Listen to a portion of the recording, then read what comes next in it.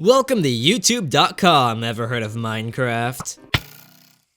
Well, that's the topic today at BlackJupiter. I'm your topic bringer, Agent Random, and I have a confession. I have not seen every single Minecraft Let's Play, or many at all for that matter, which could make the title and thumbnail a little bit of an exaggeration. Dare I say, clickbait even. I'll leave that conclusion up to you. To be honest, my history with watching Minecraft Let's Plays has been watching a pinch of Hermitcraft back in the day, but that's really it. And yet, here I am talking to you about the only other one that I've ever watched much of at all. To me, this one bundle of 20 episodes is not only the peak of Minecraft content, but also trumps most real TV shows. I know that's now an even larger claim than I originally proposed. A Minecraft Let's Play sits among my top 3 shows? How? Am I just uncultured? Well, yeah, but that's not what this video is about. What I want to talk about is how cool Peanut Butter Gamer's Minecraft Hardcore Season 5 is and why you should watch it.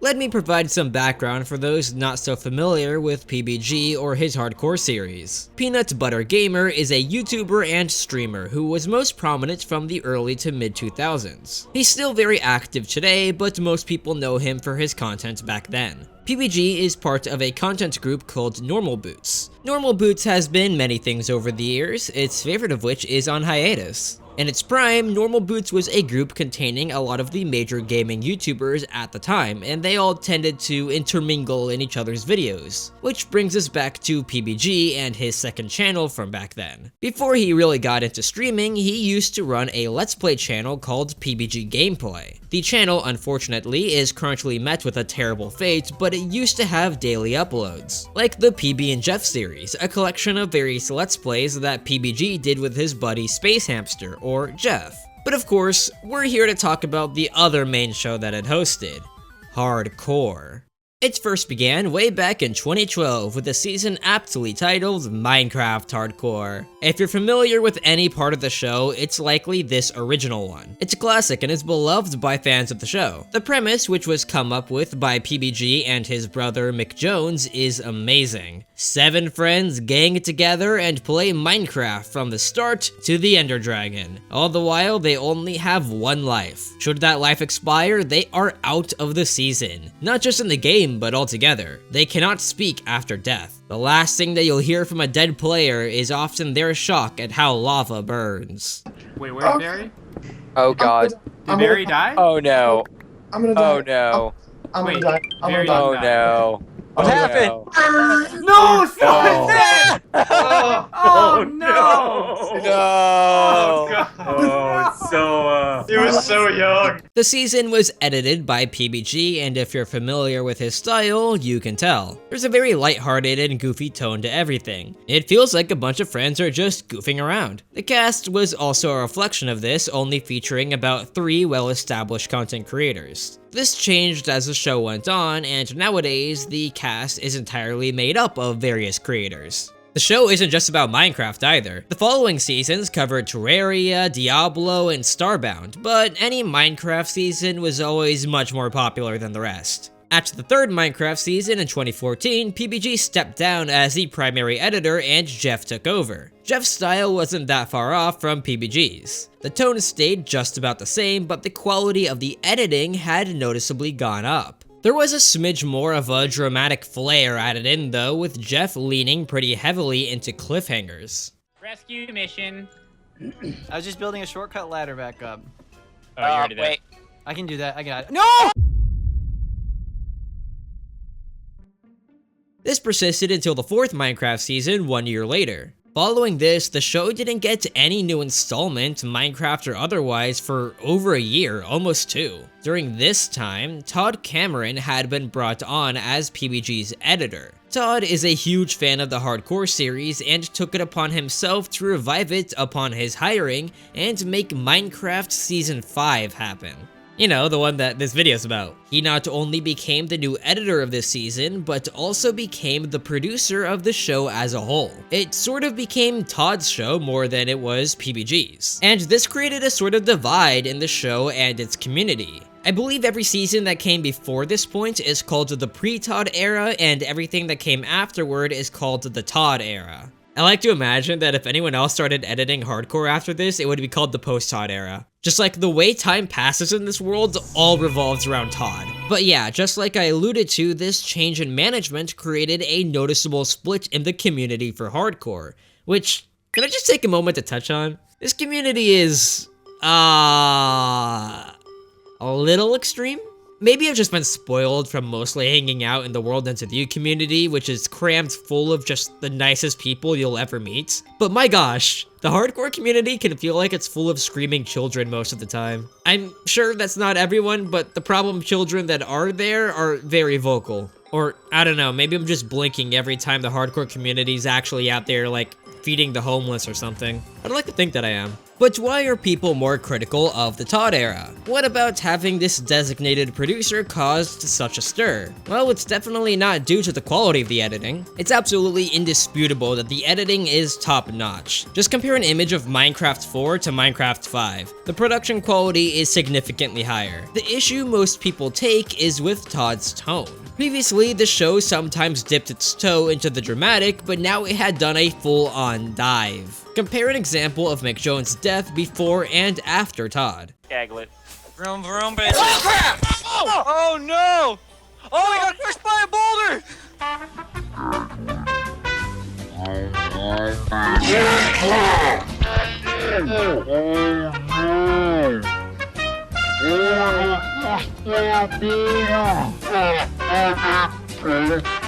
Alright, how do you use the shield again? Right click? Yeah. Oh, shit! Shield. What just happened? What just happened? What? What? No! What the heck is going on? He just fell in the lava.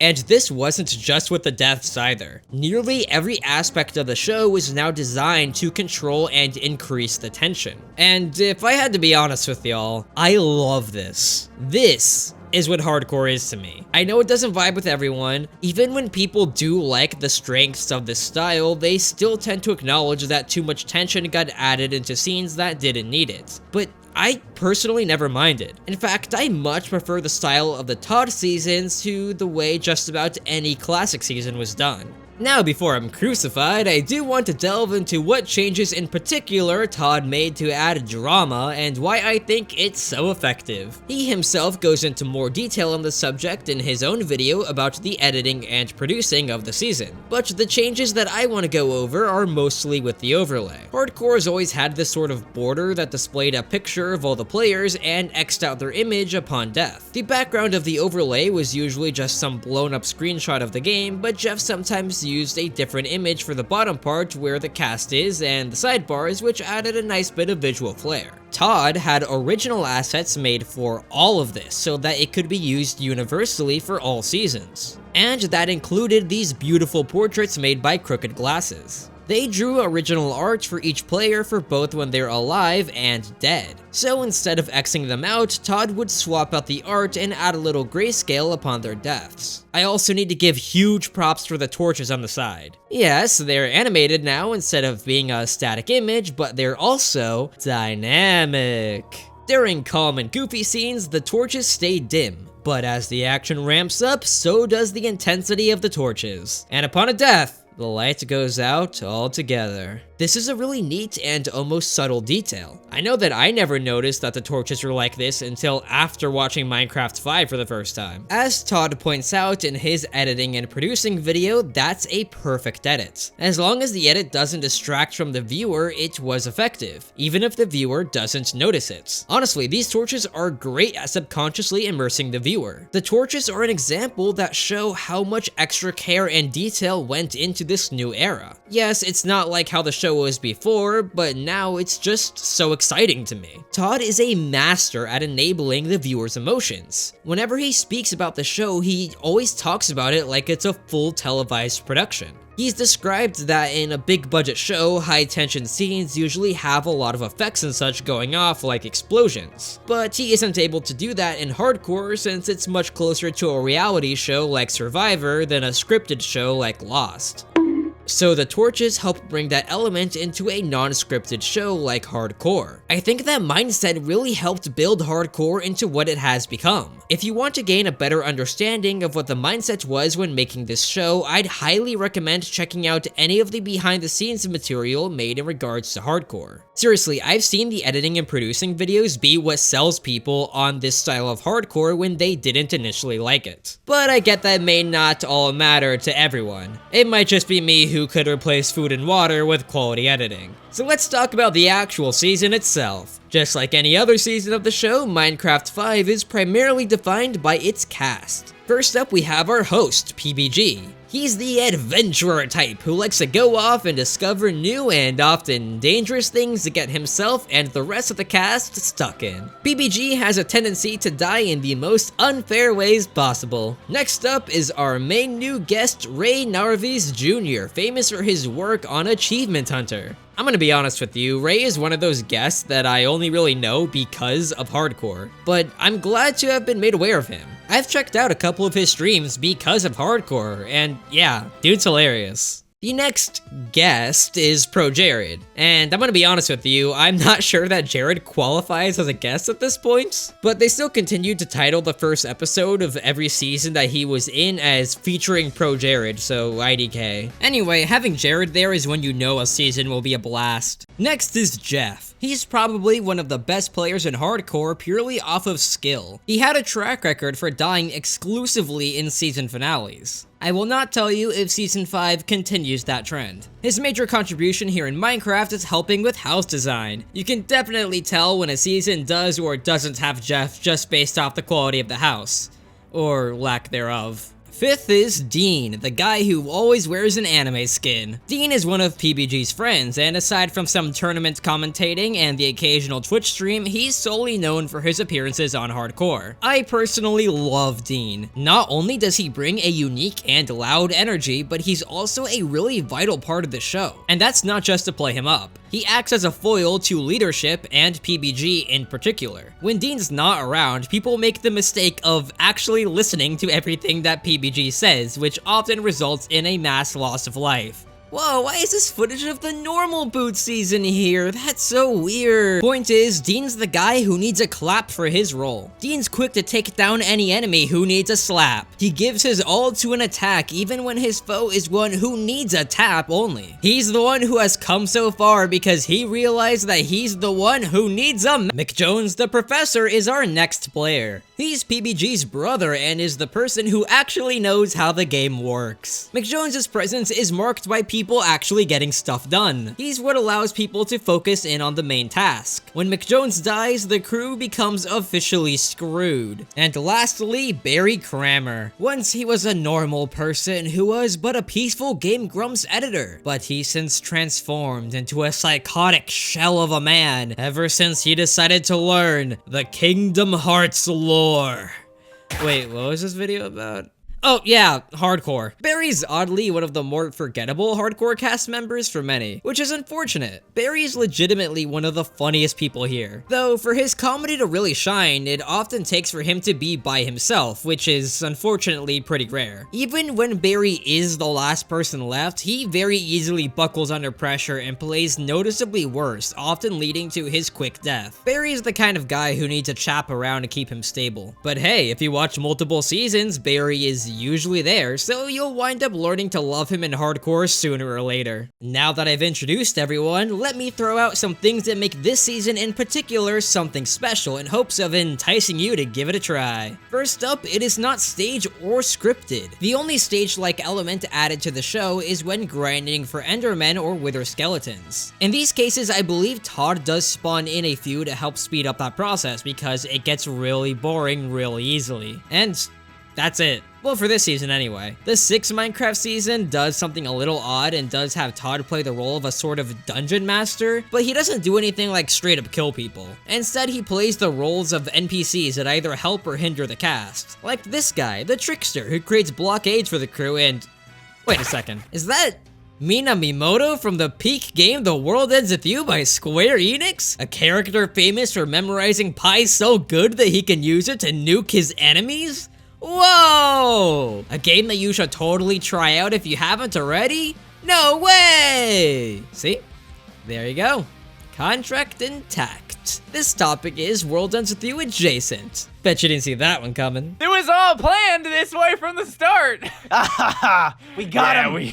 We got him. Okay, I'll get back on track now. Reason 2, while the show isn't scripted, somehow it still has a really compelling narrative with character arcs, plot twists, and foreshadowing. I swear, I can make a whole literary analysis of some of these seasons. It's really nuts how this show pulls it off. There are moments when players will make references to the Death Order like 10 episodes before any of it actually comes to pass. The foreshadowing in this show is no joke. I wish I could give like any examples, but I can't. It has to be seen with your own eyes. I'm gonna die first. Reason 3. Pacing is amazing. I don't know if there's an official term for this in the hardcore community, but this season is basically entirely void of what I call a death drought. A death drought is a period of like 8 or 10 episodes without a death. For someone like me, deaths are the peaks of hardcore. They're the most exciting and memorable pieces of the show. They're not only exciting in of themselves, but they also come in pair with other benefits. All of the players are more tense following a death, which leads to very interesting commentary. I may be a monster for this, but I love watching these people under stress. Deaths also mean that something dangerous is happening. Danger adds to the excitement. That's why the Nether is always so anticipated in the Minecraft seasons. But the longer a death doesn't happen, the more all of those elements wane. Starbound Hardcore is particularly murderous in this regard. It takes eons for someone to kick the bucket, and when they do, it's not often in a particularly exciting way, so it doesn't even reinvigorate excitement.